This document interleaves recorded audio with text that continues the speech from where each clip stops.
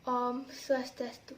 Perkenalkan, nama saya Niputu Dinda Alia Dewi dari kelas 10 MIPA 4. Nomor absen saya 26.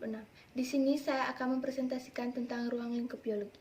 Dan adapun tujuan pembelajarannya yaitu: yang pertama, menjelaskan ciri-ciri biologi sebagai ilmu; yang kedua, mengidentifikasikan macam-macam cabang biologi; yang ketiga, menjelaskan peran biologi dalam kehidupan.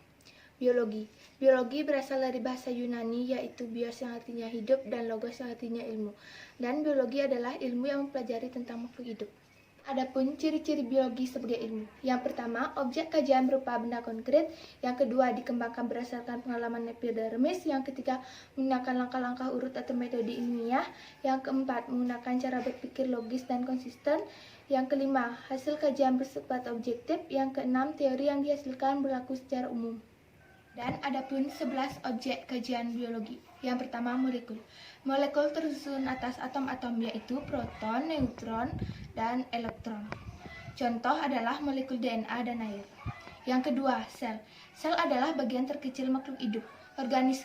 Organisme kecil seperti bakteri yang memiliki sel disebut uniseluler. Sementara bagian besar makhluk hidup memiliki banyak sel atau disebut sebagai multiseluler.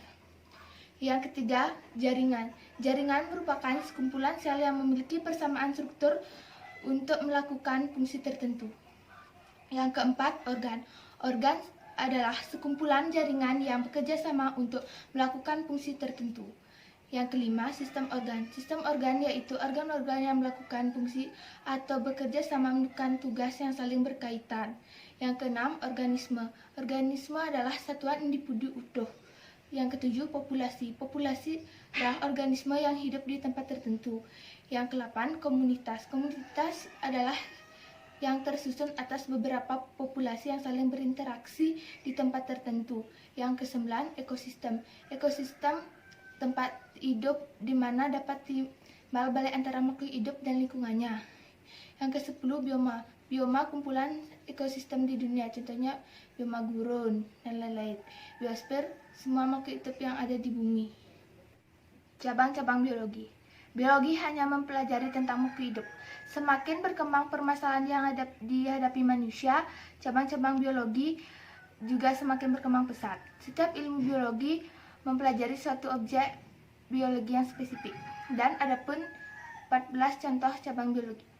Yang pertama, morfologi, anatomi, fisiologi, genetika, histologi, ornitologi, entomologi, bakteriologi, virologi, mikologi, algologi, ekologi, mikrobiologi, bioteknologi.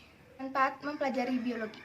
Bidang kedokteran, pertemuan berbagai macam vaksin untuk mencegah timbulnya berbagai macam penyakit berbahaya seperti campak, hepatitis, polio, dan TBC. Yang kedua, bidang industri makanan dan minuman, yang itu menghasilkan bioteknologi. Bidang industri dan tekstil menghasilkan budidaya ulat sutra.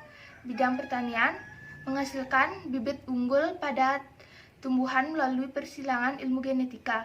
Yang terakhir, bidang pertanian, yaitu inseminasi buatan.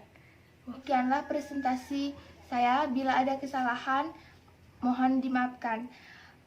Akhir kata saya tutup dengan pramusa. Om Santi Santi Santi Om.